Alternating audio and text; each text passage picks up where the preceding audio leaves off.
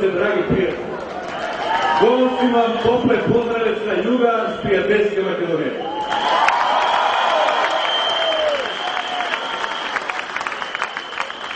Ja nisam mogao večeras sa vama da bih odao podršku i dao ohrabrenje Socijaldemokratskoj partiji.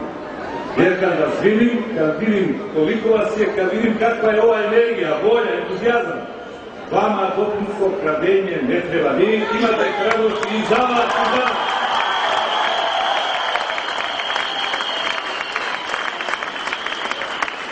Ja sam ovdje večeras da izrazim svoje poštovanje prema ljudima koji su uvek pokazivali, a i danas pokazuju da znaju da odaberu pravi put, da znaju da nađu rješenja za sve probleme.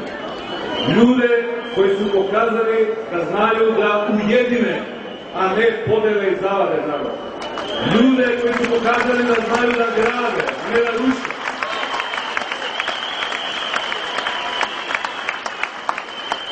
Dragi prijatelji, danas situacija u Bosni i Hercegovini nije dobra.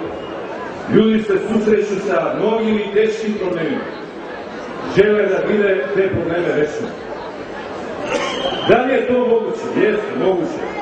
Potrebno je samo naći prave ljude, pravi program i da građani donesu pravu odluku. Prilika je tu, već preko sutra u nedelju. Iskoristite tu priliku. Promenite stvari na bolje. Uzmite sudbinu svoje države u svoje ruke.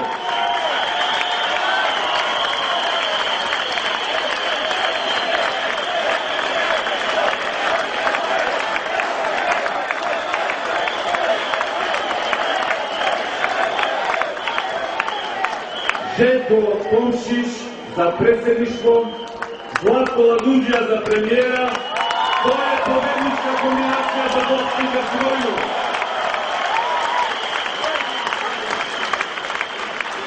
Dragi Željko, dragi Zlatko, dragi moji prijatelji, želim vam puno sreće, puno uspeha i unapred čestitam na pobedu 3. oktobra.